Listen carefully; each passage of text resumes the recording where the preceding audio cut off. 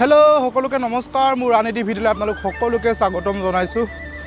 জীৱনত প্ৰথমবাৰৰ বাবে আজি 5টা বজাত উঠি পেলাই এনেকৈ খোজকাঢ়িব আহিছোঁ।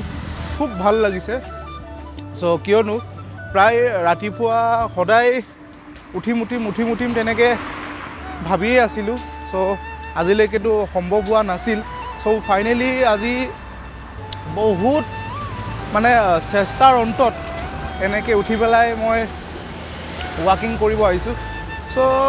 বহুত বেছি ভাল লাগিছে। এয়া আহি পালোঁ মই ভৰলু ব্ৰিজ, আঠগাঁও ব্ৰিজ বুলিও কয়। এয়া ভৰলু ব্ৰিজটো ওপৰেৰে মই খোজকাঢ়ি গৈ আছোঁ। প্ৰায় এতিয়ালৈকে 2 কিলোমিটাৰমান ৰুমৰ পৰা খোজকঢ়া হ'ল।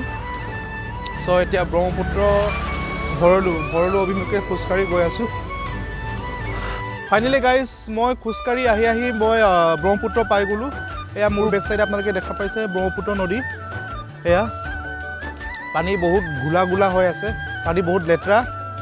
আৰু কালি ছট পূজা আছিলে ন গাইছে, এয়া চাওক একদম পূৰা লেতেৰা হৈ আছে। গোটেই পৰিৱেশটো একদম লেতেৰা কৰি থৈ দিছে। চাওক এইবোৰ কোনে চাফা কৰিব? একচুৱেলি যিসকলে পূজা পাতে বা যিসকলে কৰে, নিজে নিজৰ যিটো মণ্ডপ বা যিটো এইটোতো নিজে চাফা কৰিব লাগে ন। কালি পূজা গুচি গ'ল আৰু পূজাত একদম পূৰা ধুমধামকৈ পূৰা জাক জমকতাৰে পাতিলে। আৰু এয়া চাওক তাৰ পিছৰ পৰিৱেশ সেইটো, তাৰ পিছৰ দৃশ্য এইটো। একচুৱেলি পূজাটো জাক জমকতাৰে পাতিব লাগে, বা মই পাতিব নালাগে বুলি মই বিৰোধিতা নকৰোঁ। যিয়ে নহওক, কিন্তু যি কৰি থৈ গৈছে এইটো বহুত বেয়া লাগিছে একচুৱেলি এনেকৈ কৰিব নালাগে বুলি মই ভাবোঁ। আৰু এইবোৰ চাফা কৰিব লাগে কাৰণ ব্ৰহ্মপুত্ৰৰ পানী বহুতে সেৱন কৰে। বহুত মানুহে ব্ৰহ্মপুত্ৰৰ পানী খাই পেলাই জীয়াই আছে বা জীৱন নিৰ্বাহ কৰি আছে। এইটো কৰিব নালাগে একচুৱেলি। এইটো মোৰ এটা পাৰ্চনেল অপিনিয়ন। আৰু আপোনালোকেও কমেণ্ট কৰি জনাবচোন গাইজ, এইটো এনেকৈ কৰা উচিত নে অনুচিত।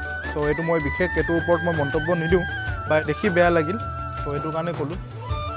আৰু গাইজ ৰাতিপুৱা সদায় সোনকালে উঠিম, কাইলৈ একদম 5টা বজাত উঠিম, বা কাইলৈ 4:30 বজাত উঠিম। উঠি পেলাই মই খোজকাঢ়িম, দৌৰিম বা কিবা কাম কৰিম। কিন্তু কি হয় জানো, ৰাতি কওঁ ৰাতিপুৱালৈ এইটো হৈ নুঠেগৈ। মানুহে কয় নহয়, ৰাতি 10 হাল বাই দিনত এহালো নাবায়। ঠিক তেনেকুৱাই হৈছে। বাৰু যি কি নহওক,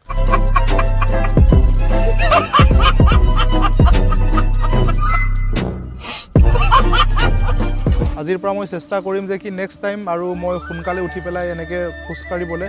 মানুহটো বহুত শকত হৈ গৈছোঁ, ৱেটটো বাঢ়ি গৈছে, পেটটো বহুত ওলাই গৈছে। এইটো কাৰণে বহুত বেছি বেয়া লাগিছে। আৰু তাতকৈ ডাঙৰ কথা হ'ল কি, প্ৰায় ঘৰৰ মানুহবোৰে আৰু যি মোৰ লগৰ আছে সকলোৱে কয় যে ভাই তুমি বহুত শকত হৈ গৈছা, তুমি জিমত যোৱা, এক্সাৰচাইজ কৰা, খোজকাঢ়া বা কিবা এটা। আজিকালি গাইজ বিশেষ তেনেকৈ কাম কৰা নহয়, হাৰ্ড ৱৰ্কিং কৰা নহয়।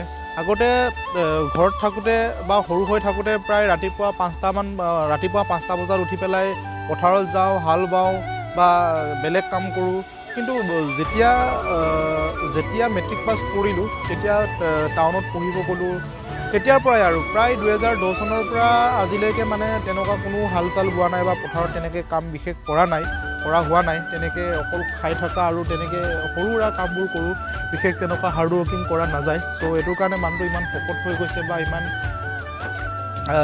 হেভি ৱেট হৈ গৈছে। সেইটো কাৰণে মই নিজে দায়ী, তাৰ কাৰণে বেলেগ কোনো নহয়। আজিৰ পৰা চেষ্টা কৰিম মই প্ৰতিদিনে পুৱাই এনেকৈ উঠি পেলাই মোৰ ৱেটটো কমাবৰ কাৰণে। খোজকাঢ়ি হৈ গ'ল, বহুতখিনি কথা ক'লোঁ আপোনালোকৰ আগত। ভালেই পালে নে বেয়াই পালে প্লিজ কমেণ্ট কৰি জনাব। আৰু এতিয়া মই ৰুমলৈ গৈ আছোঁ।